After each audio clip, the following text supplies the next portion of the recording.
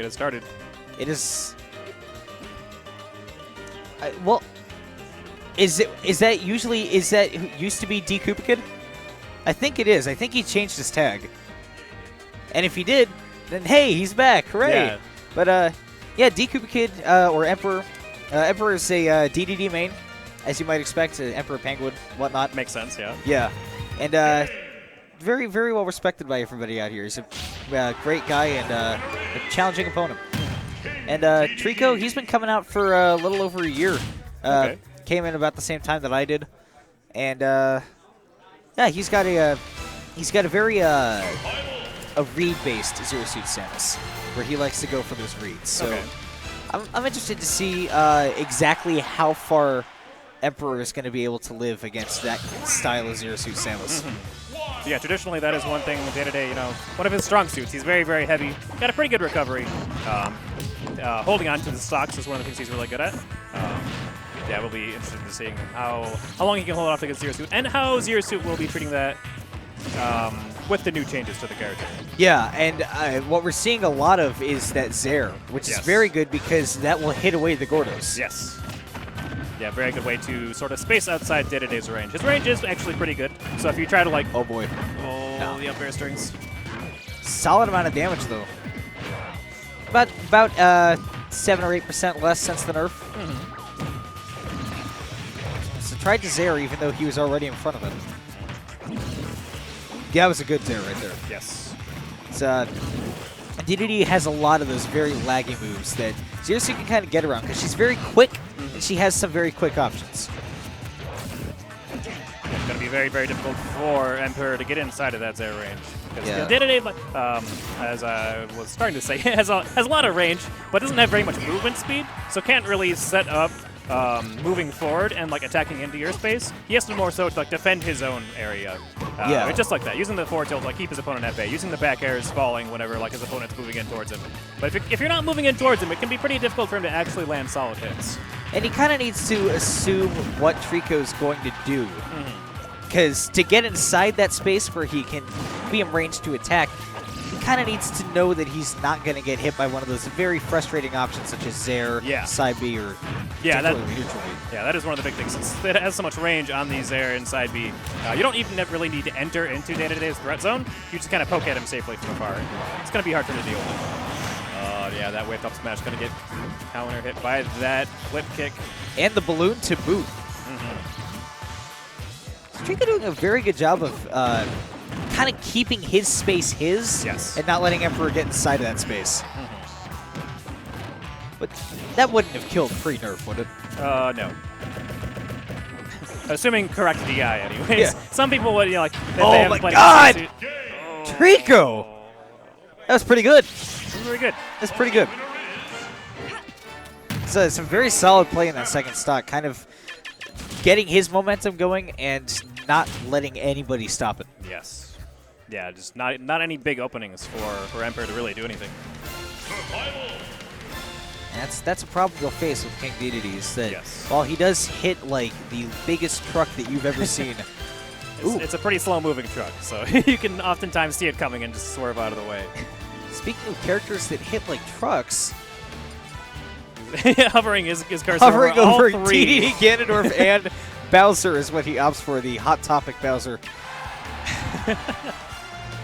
Boy, so this is an entirely different beast because Bowser moves much faster, much faster than King Dedede. Yes. Yeah, still a big target, but his movement speed will make it so that he can get inside of that Zero Suit range much better. Yeah. So here's hoping we'll see some pretty good play from both sides here. It's a nice little up smash there. Yep. Yeah, that jab definitely going to be one of the nicer tools that Bowser has. Dedede, that's one thing Dedede's lacking. He doesn't have any fast grounded moves. Like even his jab is like frame 7 or something, like maybe even slower than that. Bowser's jab pretty fast. He's got a lot of range on it too. Sets up into some some mix-ups whether or not he's going to go for grabs or just chasing rolls. And those grabs are so big because he now has the Koopa as it is. Right. Yeah. Yeah, a little bit worse than whenever he originally got it. It's got toned down a little bit in some subsequent patches, but still really good. Still going to be getting a lot of damage output off of it. Still waiting on that same nerf to Donkey Kong. Oh, no. The ill-timed up B won't put him right in the position where that Bowser up air will finish the stock off pretty early. It's not as safe as it is against King Dedede because his... Sorry, that gives me a heart attack every time. But that up B is not as safe as it is on Dedede because his up air is a little more precise, while Bowser can just go up and slam you. Yeah, got a lot of range on it. A lot of knockback, too. So 54% already built up. Emperor...